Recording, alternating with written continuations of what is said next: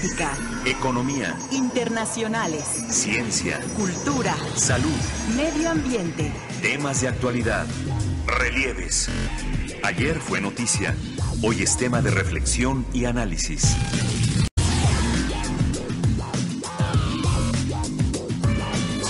Relieves.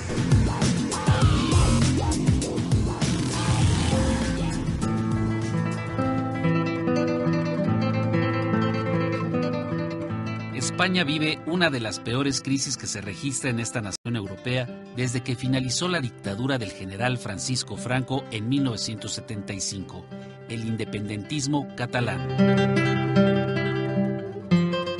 En un hecho sin precedente y ante el rechazo del gobierno español, los catalanes salieron a las urnas el pasado 1 de octubre para votar en un referéndum sobre la posibilidad de independizarse de España. Los resultados fueron un 90.9% votos a favor del sí, mientras que el 7.8% optó por el no. Otras 2.3% de las boletas estaban en blanco. Más tarde, el 27 de octubre, el Parlamento de Catalán aprobó la resolución declarando la independencia de esta región del noroeste de España. El presidente catalán, Carles Puigdemont, no tardó en buscar capitalizar los resultados que se dieron en las urnas al señalar que Cataluña se ha ganado su derecho a ser un Estado independiente, un Estado que merece el respeto de las naciones. Senyors, amb els resultats del referèndum de l'1 d'octubre passat, Catalunya s'ha guanyat el dret a ser un estat independent. Cataluña ha ganado el derecho a ser un Estado independiente y se ha ganado el derecho a que se la escuche y se la respete. He de decir que se nos escuche, bueno, pues ya se hace más. Lo que ha pasado en estos últimos días no había pasado en años y hoy se escucha a Cataluña y se la respeta más allá de nuestras fronteras. El sí a la independencia ha ganado unas elecciones por mayoría absoluta y 2 años después ha ganado un referéndum bajo una lluvia de porrazos. El jefe de gobierno español, Mariano Rajoy, respondió de inmediato a los intentos separatistas del presidente Puigdemont, respaldado por el Parlamento y sus funcionarios más cercanos, al señalar como ilegal no solamente el referéndum, sino también la declaración de independencia. Retomar el orden de la legalidad en Cataluña fue la advertencia. En medio de estas acusaciones, la sociedad española se polarizaba. Por un lado, miles de catalanes jubilosos salían a las calles para vitorear la independencia de Cataluña, mientras que en Madrid y otras regiones, manifestantes recorrían las calles al grito de unidad. La comunidad internacional cerró filas en torno al gobierno de Mariano Rajoy y desde Europa, pasando por Asia y hasta el continente americano, el unísono fue no reconocer la unilateralidad de la independencia de la región de Cataluña. Con la venia del Senado español se aplicó el artículo 155 constitucional para intervenir Cataluña. El jefe de gobierno español anunció las primeras medidas que consistieron el cese del presidente de la Generalitat de Cataluña, Carles Puigdemont, entre otros funcionarios. Cese del presidente de la Generalitat de Cataluña. Cese del vicepresidente de la Generalitat de Cataluña y del resto de consellers del gobierno autonómico. Se trata sencillamente de devolverlo a la normalidad lo antes posible. Una normalidad empieza por la ley, por recuperar la legitimidad institucional y por devolver la voz a los catalanes. Por eso les informo que hoy he disuelto el Parlamento de Cataluña. Otras de las medidas anunciadas es la celebración de las elecciones para el 21 de diciembre. Más tarde, el pasado 30 de octubre, la Fiscalía General del Estado español acusó por rebelión, sedición y malversación de fondos públicos al destituido presidente catalán, sus consejeros y la presidenta del Parlamento de Cataluña. En la víspera, Puigdemont y 4 de sus exconsejeros se entregaron a la justicia de Bélgica y tras ser liberados sin fianza, se encuentran a la espera que se decida si son enviados a España en tanto prepara su campaña para contender en las elecciones del próximo 21 de diciembre. ¿Qué pasará con el soberanismo catalán? ¿Cómo saldrá España de su crisis política? Los intentos separatistas de Cataluña pueden influir en otras naciones europeas que también tienen procesos secesionistas en otras regiones de Europa?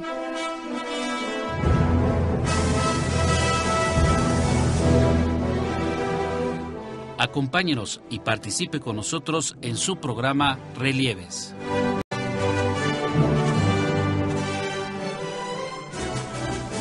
Hola, ¿qué tal? Muy buenas noches, sea bienvenida, bienvenido a una emisión más de su programa Relieves, que cada lunes le ofrece análisis de temas de interés periodístico.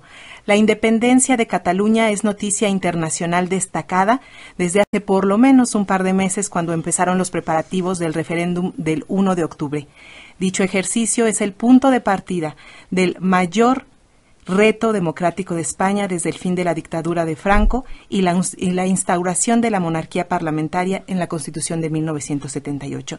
Mi nombre es Eliude Hernández y para hablar de este tema tenemos el gusto de presentarles a Roberto Alcubierre, representante de la Asamblea Nacional Catalana en México. Muchas gracias por estar aquí, Roberto. ¿Qué tal? Buenas noches.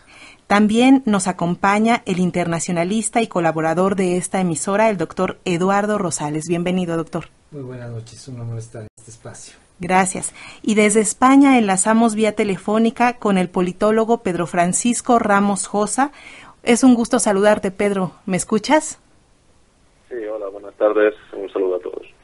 Pues recuerde usted que nos escucha que puede enviar sus comentarios al 41 55 1060 o escribir en nuestro Facebook Relieves 1060 AM. Pues vamos a empezar esta mesa y Roberto, me gustaría empezar contigo. Desde fuera notamos mucha confusión a partir del 10 de octubre cuando el presidente catalán declara la independencia, pero acto seguido la suspende. ¿Qué falló en ese plan y por qué se percibe tanta desorganización en el actuar de Puigdemont? Mira, no pienso que sea un tema de desorganización. Aquí la cuestión es de que después de ese evento se abrieron las puertas a Madrid para poder negociar, dialogar, encontrar una solución. Nosotros desde el 2006 que se aprobó el estatuto y después de la sentencia del Tribunal Constitucional del 2010 se han ido tratando de abrir distintas puertas al diálogo para encontrar una solución y encontrar un nuevo marco territorial para Cataluña, el cual ha sido siempre un no por parte del Partido Popular y de Ciudadanos, ahora con el aval del Partido Socialista. Los tiempos creo que han sido bastante bien marcados y se ha visto una evolución en lo que ha sido todo lo del proceso. Y pues ahora estamos a unas elecciones, el 21 de diciembre, convocadas por el Gobierno de Madrid, en la cual nosotros esperamos ganar y mostrarle otra vez al mundo nuestra vocación por la democracia y por el voto. Ok, Roberto. Ahora, vamos del otro lado. Pedro, también notamos descontrol por parte del gobierno español desde el momento mismo de frenar el referéndum a golpes, dejarlo ser. ¿Cuál fue la principal falla que tú percibes desde allá? Sí, hablaba Roberto de que se abrieron las puertas de la negociación. Yo creo que las puertas siempre han estado abiertas. Lo que pasa es que una negociación implica que ambas partes quieran negociar y cuando una de ellas, en este caso los independentistas, plantean una ilegalidad manifiesta que va en contra de la Constitución, pues es lógico que la otra parte no quiera hablar de ello, sino que quiera que la otra parte se avenga a la legalidad y plantee unas peticiones que entren dentro de ese marco constitucional. Los independentistas se han alejado de ese marco y por tanto han obligado al gobierno a actuar, entre otras razones, porque está obligado a ello por la propia Constitución, porque si no también el gobierno de Madrid estaría violando la Constitución española. En cuanto a la desorganización del gobierno, en la respuesta del 1 de octubre, bajo mi punto de vista sí la hubo, porque entre otras cosas en el plano simbólico fue una gran derrota para Madrid y una gran victoria para el independentismo, porque lo que no se puede hacer es enfrentar porras con papeletas, como decían los independentistas, porque les dice una victoria. Pero, como digo, el gobierno estaba obligado a actuar y hay que recordar que la policía no actuó por orden del gobierno, sino actuó en calidad de policía judicial, por orden de un juez. Así es. Doctor Rosales, Introduciéndolo a esta mesa, nos gustaría, dados estos dos puntos de vista que hemos escuchado, ¿cuál es el balance que usted hace? Me parece, en una percepción personal, que ambas partes están perdiendo. ¿Usted cómo lo ve?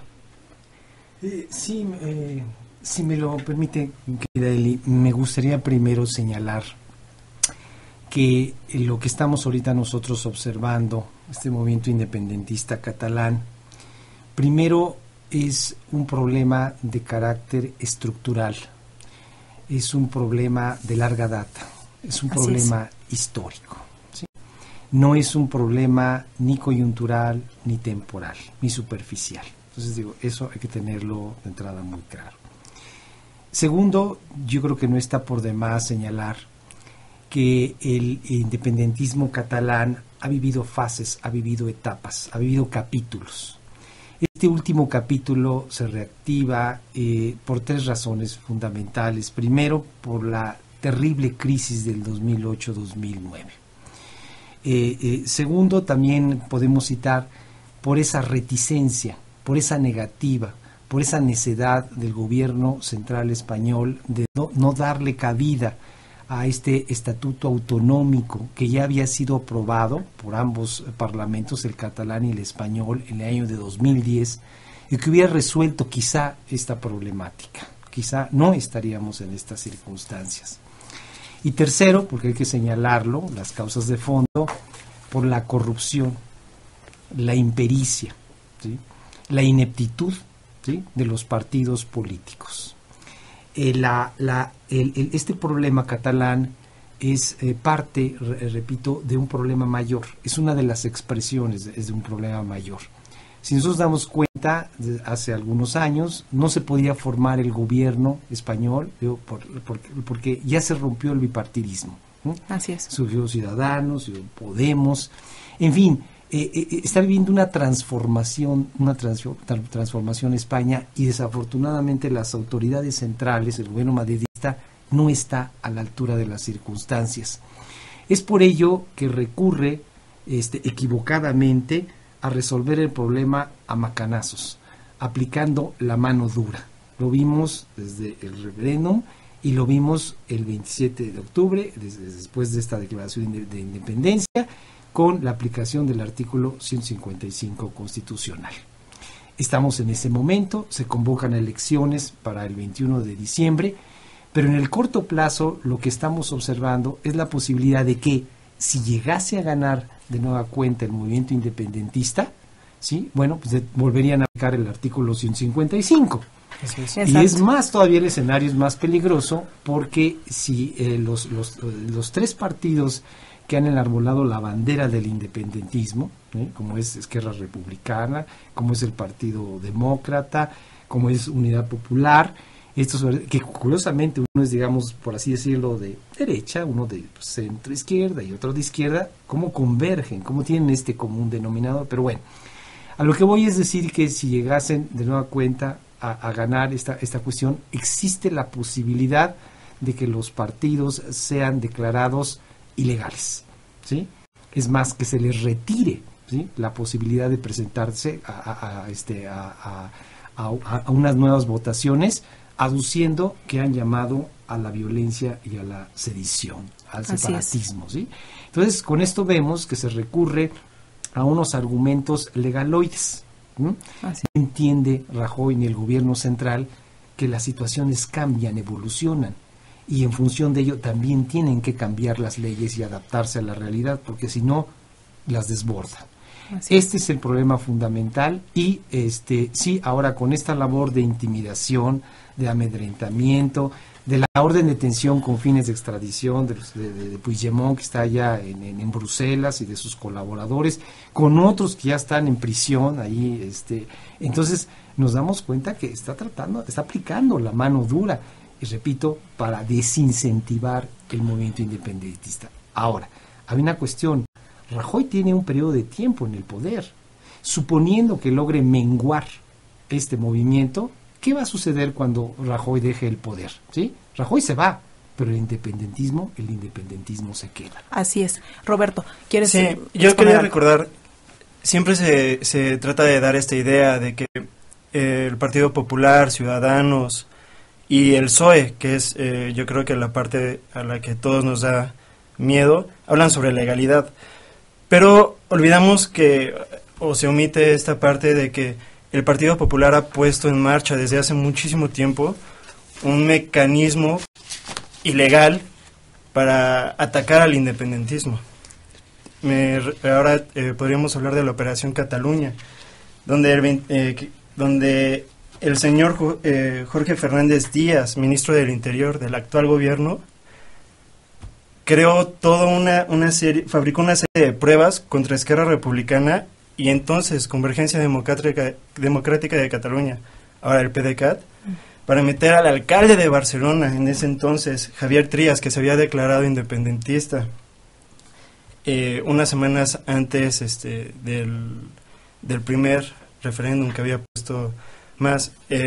Hoy en día tenemos a más de la mitad del gobierno en la prisión. Tenemos a 2 líderes sociales, a Jordi Sánchez y a Jordi Cuixart, en la cárcel también, simplemente por sus ideas.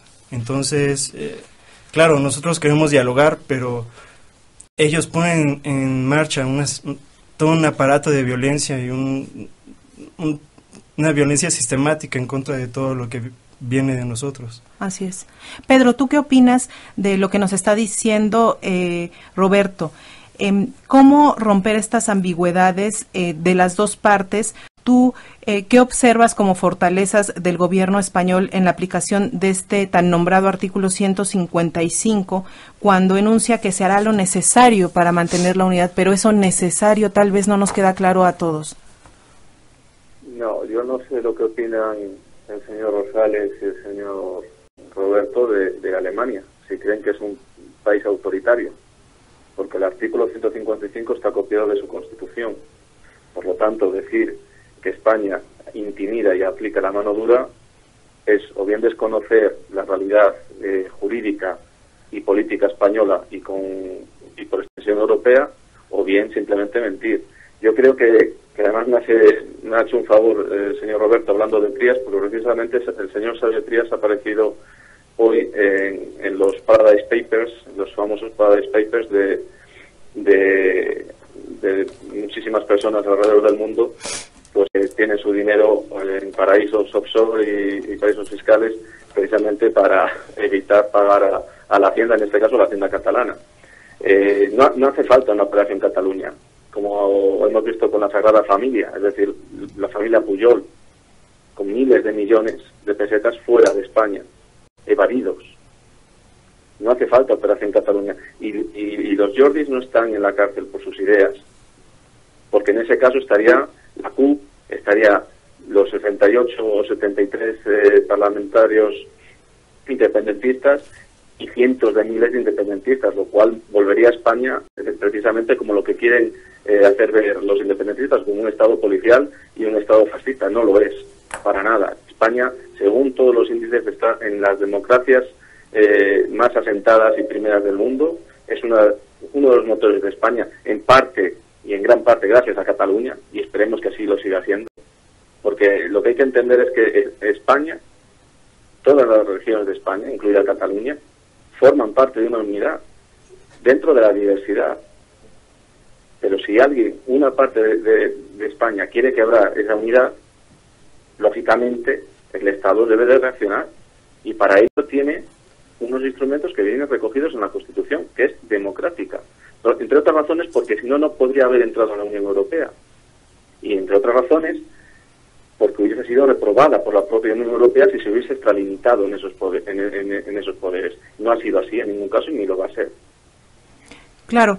Roberto, ahora que Pedro habla de esta cuestión de extralimitarse, ¿qué puedes decirnos, por ejemplo, de una cuestión que ha sido muy mencionada en los medios, por lo menos aquí en Radio Educación, del este adoctrinamiento escolar que ha exacerbado, digamos, esta identidad catalana que también ha sido muy vilipendiada, por ejemplo, en el régimen franquista?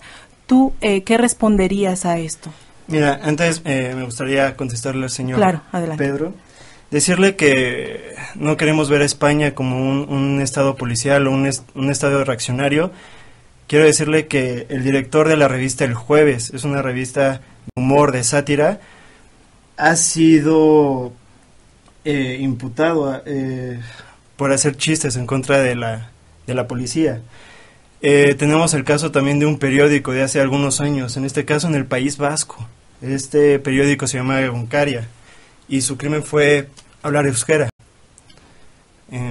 Entonces, pues hay varias cosas en las cuales pues hay que tomar un cierto grado de responsabilidad y decir que sí, el Partido Popular, que es un partido que tiene más de 800 imputados en casos de corrupción, un partido que puso en marcha un 155, tiene el 60% de los escaños del Senado, pero solamente tiene un voto del 29%. Estamos hablando de un Estado configurado de esa manera. Hay muchas fuerzas en España con las cuales están exigiendo un diálogo y con las cuales a nosotros nos encantaría dialogar y sentarnos y encontrar un nuevo rumbo. Se habla de la Constitución, sí, pero fue el mismo Partido Popular quien dinamitó la Constitución Territorial de España, recogiendo las firmas en contra del Estatut del 2006. Entonces, aquí hay que encontrar muchas veces hemos tratado de hablar y encontrar un nuevo encaje para Cataluña, pero ha sido un portazo cada vez que nos acercamos. Hablando sobre lo que te decía, la educación, es parte de esta maquinaria en la cual se trata de vender a Cataluña y a la sociedad catalana como nacionalista. La sociedad catalana es una sociedad totalmente plural. Está conformada por muchísima gente con diferentes orígenes que vienen de todas partes del mundo, incluso aquellos que somos de origen catalán y no nacimos en Cataluña. Se ve la fuerza de esa sociedad incluyente cuando tratamos de defender a nuestra gente y a nuestro pueblo, ¿no?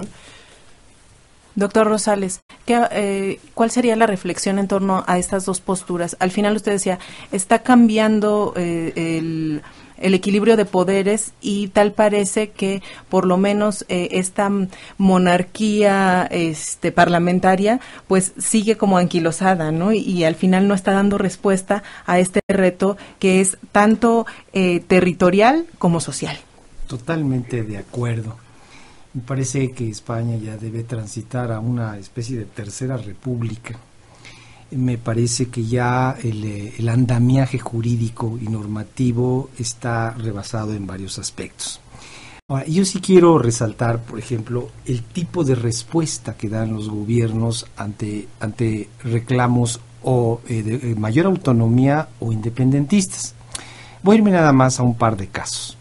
Por ejemplo, en el Reino Unido y en la cuestión de Escocia. Se dio cabida a un referéndum y se respetó finalmente el resultado. Por otra parte, hace unos cuantos días también estamos hablando en Italia, en las regiones de Véneto y de Lombardía, también hubo un referéndum, ¿sí?, en el que las personas demandaban una mayor cuota de autonomía. Se llevó a cabo el referéndum y conste que no estaba supervisado por el gobierno central italiano. Sin embargo, el jefe del gobierno italiano, Paolo Gentiloni, sí tuvo una respuesta de mucho más altura y de muchos más vuelos que lo que tiene actualmente el gobierno madrileño, en el sentido de decir, estoy dispuesto al diálogo para llegar a una solución. Esa es una respuesta de altura. El diálogo no es un sinónimo de claudicar.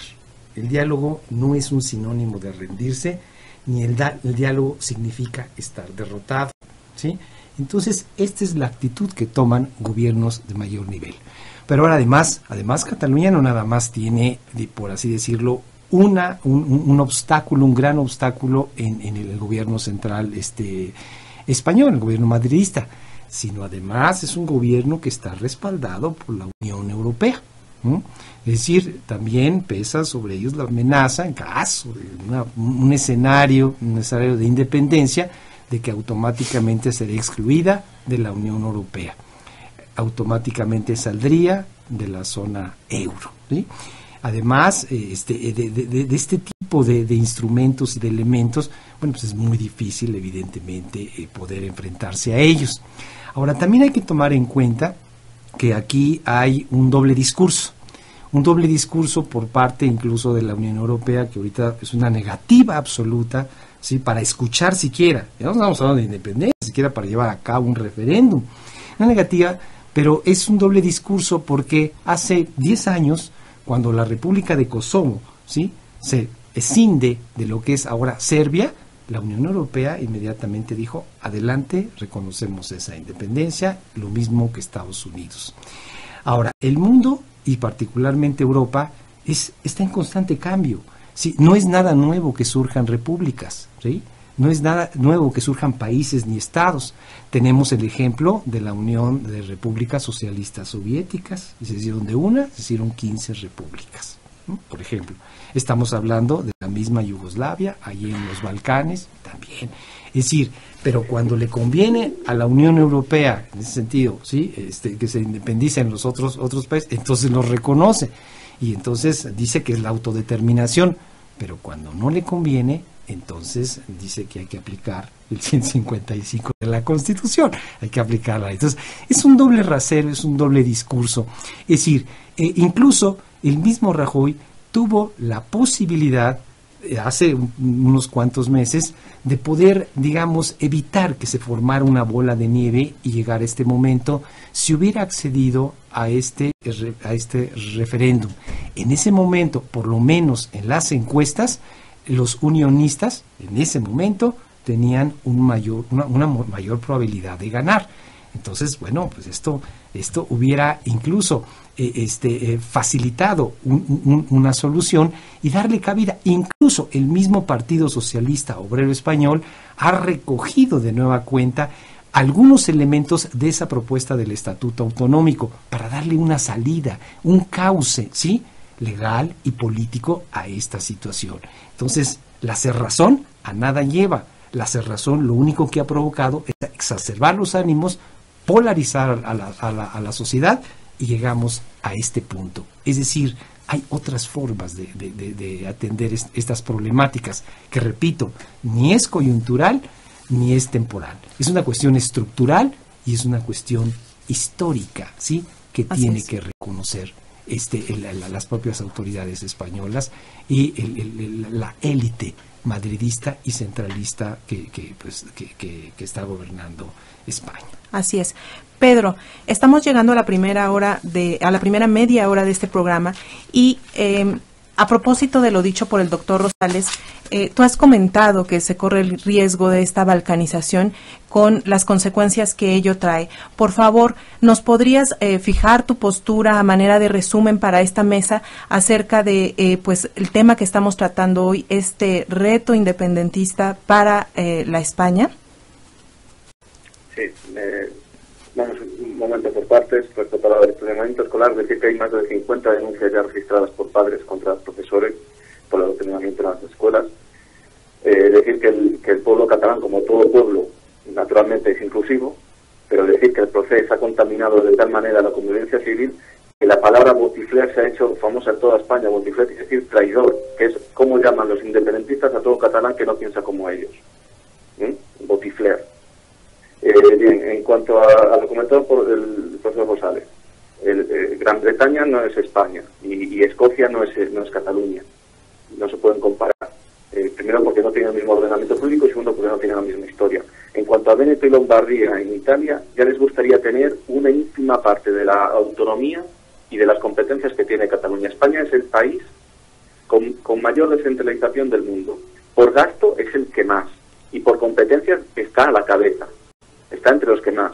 O sea, es que está por encima de los Länder alemanes.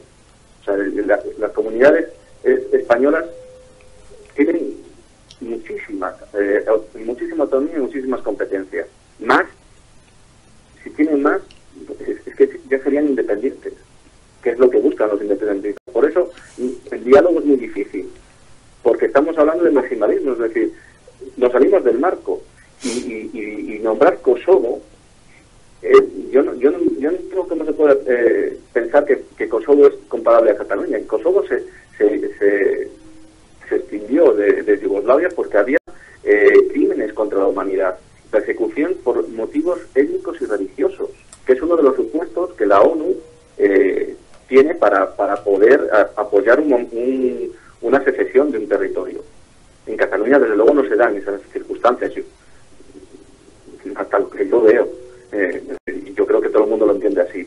La URSS era un imperio, no era una nación, y Yugoslavia se extinguió por una guerra. Incluso Eslovenia ha dicho recientemente que su modelo no es aplicable a Cataluña ni deseable. Y por lo tanto, hablar de doble rasero de la Unión Europea, cuando ni siquiera todos los miembros de la Unión Europea reconocieron el Kosovo, entre ellos España, que todavía no lo ha reconocido, es desconocer bastante la realidad europea. Doctor Rosales, ¿tiene alguna réplica? El independentismo, diría que el mapa europeo ha cambiado sustancialmente en los últimos años, en el pasado reciente. Yo quiero hacer una reflexión en el sentido de que el independentismo está en todo Europa y Asia, ¿sí? O en Eurasia, por decirlo de alguna manera. Está en distintas expresiones, desde luego cada uno tiene sus particularidades y sus singularidades. Es decir, no nos tenemos por qué asustar. Ahí está desde Chechenia, Nagorno-Karabaj, ahí está Abjasia, ahí está Osetia del Norte, ahí está el Kosovo que ya referimos, ahí está el Kurdistán, que también tiene ciertos paralelismos, ¿verdad? con el caso catalán. Ahí está Chipre, ahí está Flandes también, por ejemplo, allí mismo, en los Países Bajos. En fin, es una situación en la que tal parece que desde luego no quieren que progrese, por lo menos el independentismo, y no progrese porque generaría un efecto dominó en Exacto. Europa, y esto desde luego no le conviene a la Unión Europea de ninguna manera. Por eso van a hacer lo posible y lo imposible por impedir, porque ellos lo ven así como un virus, ¿verdad? Como la posibilidad de que se extienda este tipo de situaciones. Pero lo que sí tenemos que tener claro es que, primero, antes que nada, bueno, la soberanía reside en el pueblo, y por lo menos que se puede es permitirle que se exprese mediante el voto. ¿Sí? Eso es así de sencillo. Si después de que se lleve a cabo un ejercicio democrático de esta naturaleza gana el unionismo, bienvenido el unionismo. Pero si gana el separatismo, bueno, pues también yo creo que se vale respetar. Ahora, hemos dicho, y aquí lo subrayo, digo, para que quede muy claro, lo primero que hemos dicho, y esto es innegable, ¿por qué no en su momento, por qué el Tribunal Constitucional Español echó para abajo, ¿sí?, ese estatuto autonómico, ¿sí?, que había estado previamente aceptado por los dos parlamentos, tanto el español como el catalán? Y repito, no se hubiera llegado a este punto. Es decir, no es una cuestión de cerrazón, no es una cosa de defensa a ultranza del independentismo, es de defensa de la expresión democrática de los pueblos. Ese es el punto. La autodeterminación. Pues vamos a despedir a Pedro. Pedro, ¿algún comentario final que quisieras dejar sobre esta mesa, pues en virtud de que es tarde allá en España? ¿Con qué te gustaría cerrar? ¿Qué te gustaría dejar en la mente de nuestras audiencias a partir de tu postura muy clara a lo largo de este tiempo que has compartido con Relieves? Pues que los catalanes han votado tanto más como el resto de españoles. En cada elección autonómica, en cada elección general, en cada elección municipal. Y la democracia no es solo votar, porque si el voto o la forma de votar se salta la ley, eso ya no es democracia, es totalitarismo. Porque, vamos a ver, por ejemplo, el referéndum del 1 de octubre se hizo sin ninguna garantía previa, no ya solo el día de la votación por la actuación de la policía, previa, porque se dijo que no habría censo mínimo, que se apoyaría la independencia si se aprobaba el 50% más uno, es decir, que si votaban 3 personas y 2 votaban que sí, ya había independencia. Y luego lo vimos en el mismo día de las votaciones, gente votando más de 4 veces, las urnas llenas ya a las 9 de la mañana que se caían por los suelos, la gente contando los votos, sacándolos de bolsas de basura. Eso ni es una votación ni es nada. Fue un simulacro, simplemente la razón que necesitaban ellos pues para justificar lo que iban a hacer después, que es una declaración unilateral. Eso no es democracia. La democracia no es unilateral. Claro que se necesita diálogo. Creo que Madrid y los independentistas se tienen que sentar a hablar. Pero no solo Madrid. Yo soy de León. Yo también quiero hablar, porque es mi país. Por lo tanto, diálogo sí, pero con unas condiciones y bajo unos términos. Lo que no puede ser es que uno quiera ir a la luna y si no se la dan, pues ala. El problema se enquista y no puede ser, ¿no? Claro, Pedro, pues estás apelando a seguir entonces la norma escrita que al final no nos lleva tampoco, por lo que veo, muy lejos. Pedro, pues te agradecemos. Mira, una cosa, la norma escrita se puede cambiar, pero la cambiamos entre todos. Claro, ¿apostarías, digamos, por un referéndum general en España para resolver la cuestión específica de Cataluña, o cuál sería, para dejarlo en esta mesa, la salida que tú ves? La soberanía, según la Constitución, la soberanía es del pueblo español en su conjunto, no en sus partes, en su conjunto. Por eso te digo, ¿sería en este momento posible eso? La mitad como mucho son independentistas, es decir, estamos hablando entre 3,5 millones, 4 siendo generosos. 4 millones de personas pueden dirimir el futuro de 45 millones, ¿eso es democrático? Claro, entonces... Tampoco es democrático que 40 impongan a 4, por eso hay que dialogar. Pero desde luego que 4 impongan a 45, eso no es democrático. Entonces, ¿ves esta posibilidad de que toda España haga un referéndum para ver Cataluña, o cuál verías que pudiera ser el camino? No es cuestión de Cataluña, porque lógicamente los independentistas no lo van a ver con buenos ojos, porque van a seguir perdiendo. Eso es normal y por su parte que lo rechacen, lógicamente. No se trata de independencia, lo que hay que hacer, si se habla de reforma constitucional, pues una reforma constitucional, pero para todos, no solo para Cataluña, para todos. Okay.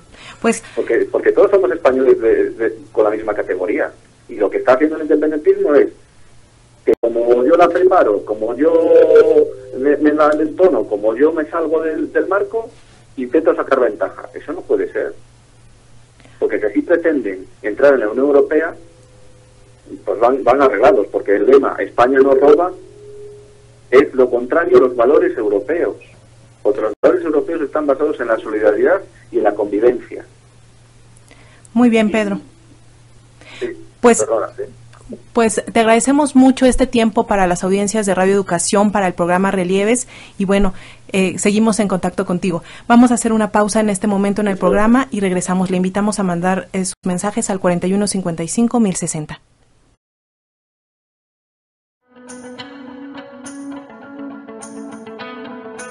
El intento separatista de Cataluña que mantiene en vilo al gobierno de España no es exclusivo de esta nación europea. Existen otros movimientos políticos que pretenden la separación de un territorio que pertenece a una entidad administrativa superior. Para el doctor Adrián García Saizó, especialista en procesos de integración, movimientos políticos y sociales en Europa por la Facultad de Ciencias Políticas y Sociales de la UNAM, son varios los factores que originan los movimientos separatistas en el mundo. A lo largo de los años y siglos entran en contradicciones esta conformación de estos contratos sociales y este equilibrio en su representación nacional, que entonces buscan una separación del mismo. Tenemos casos, como usted bien dice, en Escocia, en Bélgica, en muchas otras naciones como Italia y la propia Francia, a través de la representación de Corsia, que tienen esta búsqueda por una autonomía mayor de una sociedad que está inmersa en una nación con idioma y con cultura distintas dentro de un país.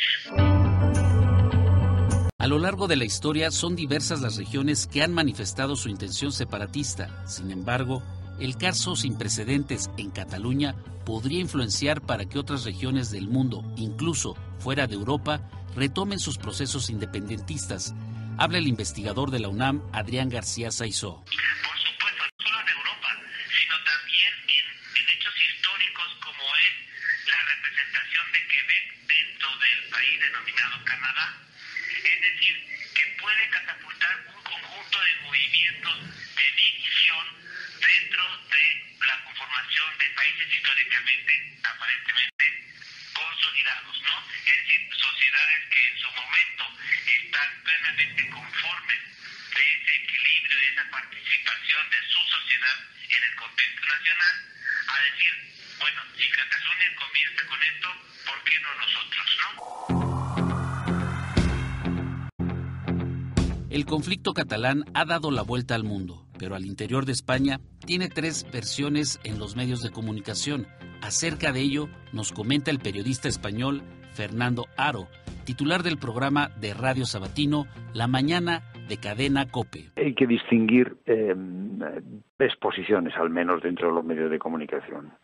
Hay unos medios de comunicación públicos que hasta hace unos días estaban controlados por el que era hasta hace unos días el gobierno de la Generalitat, y esos medios han hecho una información poco veraz, poco fiel a la realidad, y han sido instrumentalizados y utilizados como método, como medios fundamentalmente propagandísticos del proceso independentista.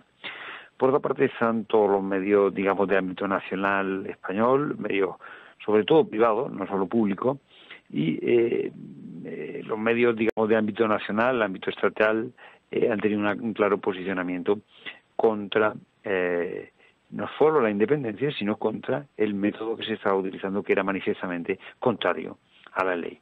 Y luego hay que hacer una tercera salvedad, un tercer grupo, que son los medios independientes o los medios privados de Cataluña. Los medios privados de Cataluña, muchos de ellos con una afinidad ideológica con el nacionalismo, incluso algunos de ellos abiertamente independentistas, también han sido muy críticos porque han venido a decir que esta manera de plantear un referéndum de secesión y esta manera de declarar la independencia no era la manera adecuada, ¿no? Esas, sintéticamente, han sido las 3 posturas que se han producido en los medios de comunicación. Regresamos al estudio con nuestros invitados a su programa Relieves.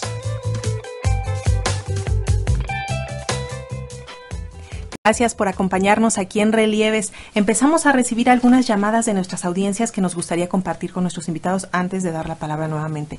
Fernando de Ávila de Iztacalco dice: yo no sabía nada de lo que pasaba en Cataluña, pero con base en tanta difusión que los medios han dado, me enteré.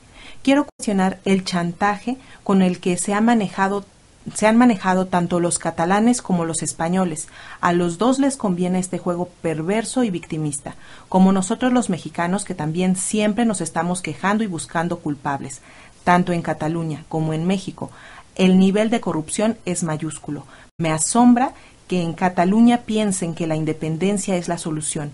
No, dice. Lo que deben exigir es que las autoridades cumplan lo que prometieron en la región. Ver esta actitud de élite de manera en que el gobierno la ejerce con inclinaciones muy racistas. Viendo la historia, ellos no son un complejo muy grande ni nunca fueron un reino, dice Fernando Ávila. En un momento más compartimos lo que nos digan aquí en nuestra mesa. También nos escribe Agustín Mondragón desde el Centro Histórico, dice: España y México a través de sus gobiernos les dan más importancia a los explotadores multinacionales que a los derechos de sus ciudadanos y solo los ven como un objeto de trabajadores explotados sin respetarles los derechos que les corresponden por su trabajo, sobre todo por ser seres humanos. Los gobiernos se llaman socialistas, pero actúan como ultraderechas, redimiendo a los opositores, redimiendo a los opositores sociales que no obedecen la dictadura de un presidente o un rey en ese país. José Silva de Catepec: qué rápido se mordió la lengua el derechista Mariano Rajoy cuando dice que en Venezuela no hay democracia, y ahora que los catalanes piden independencia, los tunde a golpes como Franco.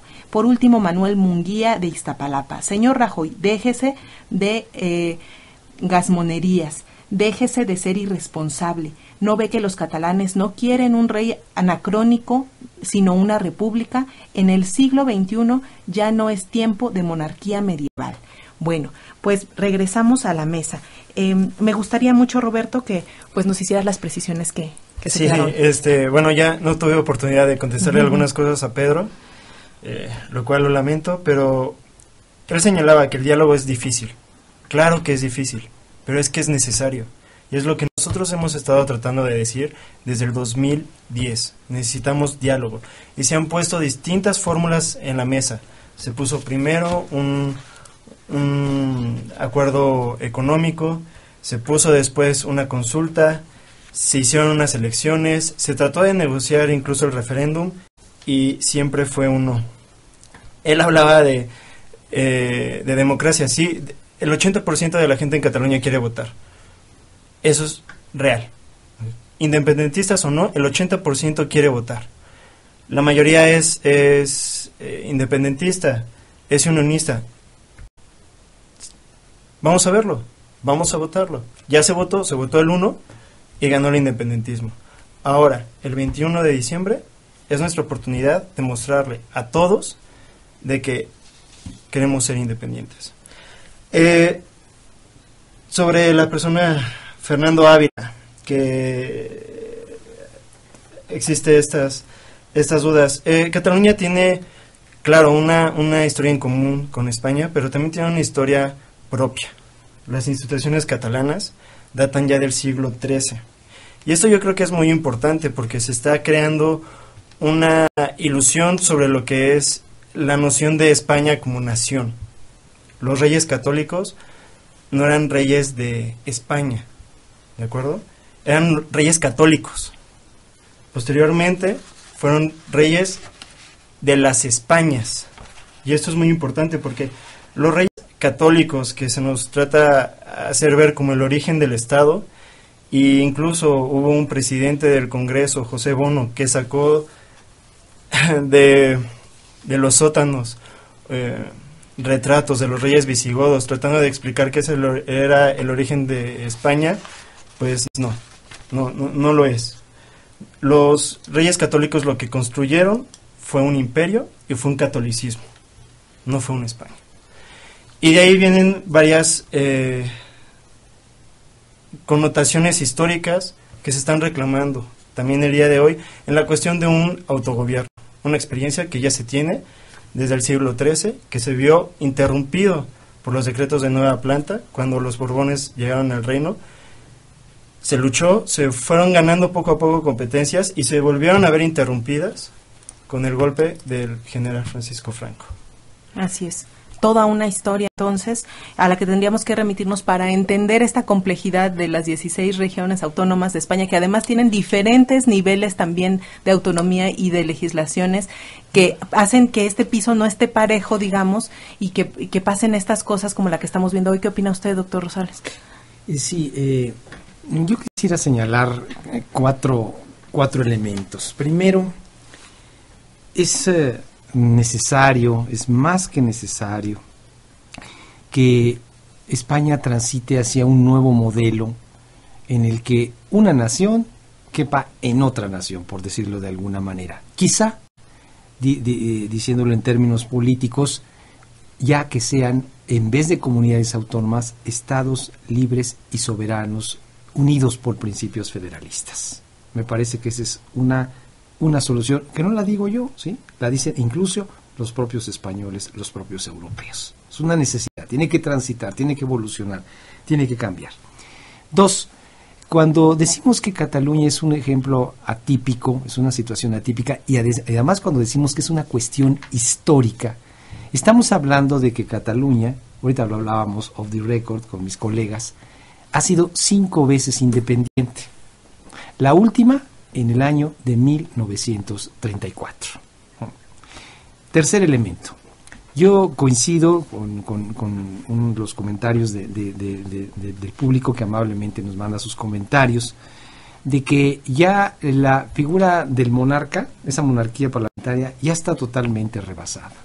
La única intervención que tuvo Felipe VI, sí, fue muy, pero muy desafortunada y archicuestionada, no en Cataluña, ¿sí?, sino en toda Europa, porque se puso automáticamente del lado del gobierno centralista de Rajoy.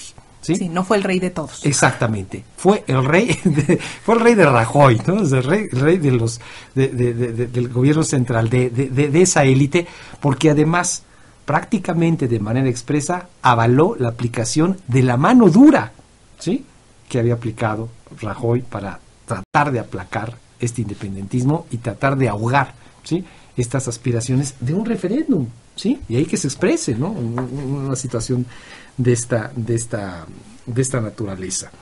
Entonces, sí hay que tener muy claro, sí, ya el rey desafortunadamente es una figura ya caduca, obsoleta, rebasada, con una serie de cuestionamientos, y lo digo también por don Juan Carlos de Borbón, con todo respeto, archicuestionada, ¿sí? Y actualmente la familia real, bueno, pues también como que sea un ejemplo de nada, pues, ¿no? Sí, y además extremadamente caros, es un anacronismo, ¿ya? Entonces, ahí está. Y el último elemento que sí, tal parece que a veces actúa el gobierno central con esas reminiscencias del colonialismo español, ¿sí? Pero además también los países de Europa, muchos de las potencias europeas lo respaldan, pero porque también finalmente fueron metrópolis. Reino Unido fue metrópoli, Países Bajos o Holanda, como le queramos decir, fue metrópoli, Italia pues también fue metrópoli, Francia fue metrópoli, Portugal fue metrópoli, y así tenemos una larga lista, ¿sí? Entonces también esas reminiscencias del colonialismo, pues ahí se expresan y se encubren, ¿sí?, bajo el manto de la legalidad. Así es. Pues me parece que tendríamos que ir cerrando la última parte de este programa, hablando de las elecciones del 21 de diciembre específicamente. Ya hemos visto que esta coalición de Juntos por el Sí está rompiéndose, que Esquerra Republicana podría ir por un lado, que el PDeCAT por otro, que es el partido de Puigdemont, que además está diciendo desde Bélgica que él va a hacer desde allá su campaña. Entonces, Roberto, por favor, explícanos qué deben hacer los partidos que al final, como decía el doctor Rosales en alguna de las intervenciones, tienen diferentes puntos de vista y diferentes ideologías, pero lograron unirse a partir de 2006, 2010 y todo lo que ha venido en pos de la independencia, pero que ahora en la coyuntura, en este momento, están separándose. Sí, mira, en las elecciones autonómicas del 2015, donde se presentó Junts per Sí y ganaron, ellos tenían un mandato muy claro, que era declarar la independencia. No ganaron con mayoría absoluta, por lo tanto no la declararon, y tomaron el compromiso de hacer un referéndum. Su misión era ese. Lo hicieron el 1 de octubre, en contra de todo el aparato del Estado, y cumplió lo que tenía que cumplir. A partir de ahora se abre un nuevo panorama para las elecciones del 21 de diciembre, que son más que nada estas elecciones una oportunidad para defender la República. Se ganó el 1 de octubre y se defiende el 21 de diciembre. En la cuestión de si se presentan juntos, si no se presentan juntos, qué es lo que sucede, las cosas van muy rápido y cambian muy rápido. Lo hemos vivido desde el mes de octubre, desde inicios de octubre, que el tiempo ha cobrado una velocidad increíble. Y si no se presentan juntos, ellos tendrán sus razones. Y creo que somos nosotros que tenemos que confiar en nuestro gobierno para apoyarles. Ellos se están jugando el tipo, se están jugando legalmente, se están jugando la integridad de sus familias, de su patrimonio. Y hasta ahora lo han hecho, todo lo que han dicho que iban a hacer, aunque a muchos les tomó por sorpresa, pero ya se estaba diciendo que lo iban a hacer. Entonces, ahora, el día de mañana es cuando se cierra las coaliciones, se ve cómo se van a presentar los partidos. El día 17, me parece, o el día 15, es cuando se presentan las listas para tu auditorio. Si no están muy familiarizados con el sistema de elección en España no se elige al presidente, ni en las comunidades autónomas, ni a nivel como país. Lo que se hace es de que se presentan unas listas, estas listas vienen numeradas del 1 al 50, y según el número de votos se otorga un número de escaños que se toman del 1 al que sea, y es la Cámara de Representantes, los diputados, quienes proponen un presidente, y este presidente es votado en su conjunto y es nombrado presidente. Entonces, bueno, el día 17 veremos cómo son las listas. Obviamente es una lista en común en defensa del país sería lo mejor. Si me preguntas a título personal, pero bueno, tenemos que estar completamente serenos, tenemos que estar confiados y sobre todo tenemos que ser contundentes. Y bajo estas tres tenemos que apoyar al gobierno y lo que ellos piensen que es mejor. Lo que del 21 emane. Doctor Rosales, no me gustaría terminar el programa sin preguntarle acerca de cómo evalúa lo hecho por Puigdemont, sobre todo teniendo aquí a la ANC con su líder en España detenido y bueno, pues líder, expresidente, cuyo gobierno fue intervenido y su parlamento disuelto, el parlamento que lo nombró. ¿Qué evaluación haría de lo que está haciendo en este momento, dadas las circunstancias, a partir del 27 de octubre con la declaratoria parlamentaria de independencia y la república? Bueno, son muy estrechos los márgenes de acción que pudiera tener Puigdemont. Es un presidente destituido, ¿sí? Y además, como bien exactamente lo señala Eli, pues ha disuelto el parlamento. Y además con gente de su gabinete detenida y él con una orden de extradición, de detención con fines de extradición. Además, se entregó él voluntariamente a las autoridades policíacas allá en Bruselas, ¿no? Entonces, pues eso habla bien de la persona, está enfrentando finalmente.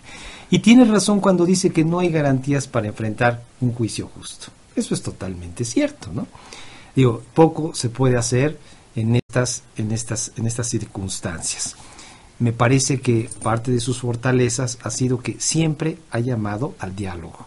En repetidas ocasiones, él ha dicho, quiero dialogar, pero se encuentra una puerta y una ventana cerrada absolutamente en el gobierno central español.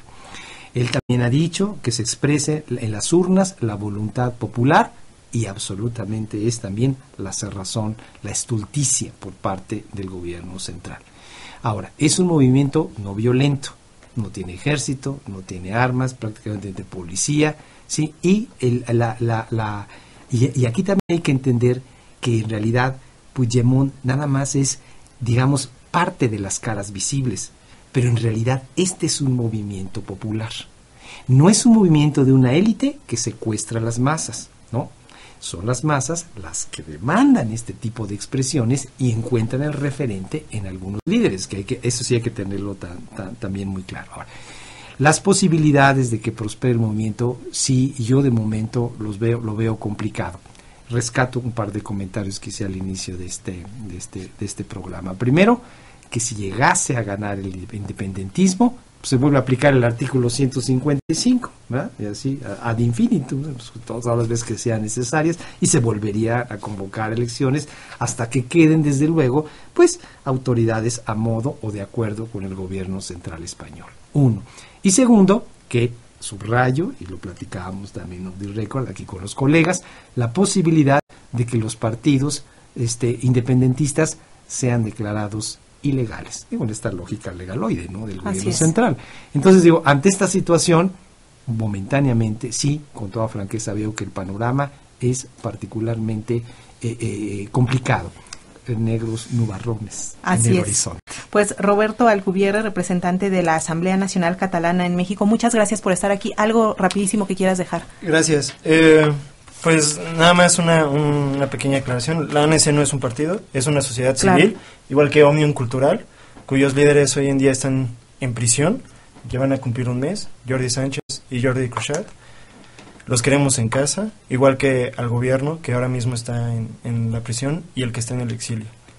Muchas gracias. Pues también agradecemos al doctor Eduardo Rosales, internacionalista y colaborador de esta emisora, por haber estado aquí en Relieves. Y me gustaría también mencionar, aunque ya no pudimos leer los comentarios, de Martín Gómez y Emilio Avilés.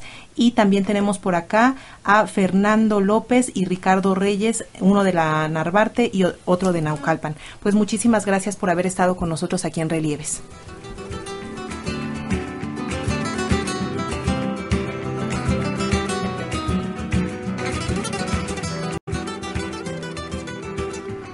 Participamos en esta noche de relieves en los controles técnicos de estudio y cabina, Raúl Núñez, en la asistencia de producción, Gabriela Pérez, en el reportaje y musicalización, Rafael González, en la producción, Josefina Mulato, y en la conducción y guión se despide de ustedes, Eliud Hernández.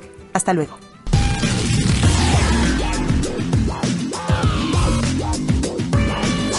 Relieves.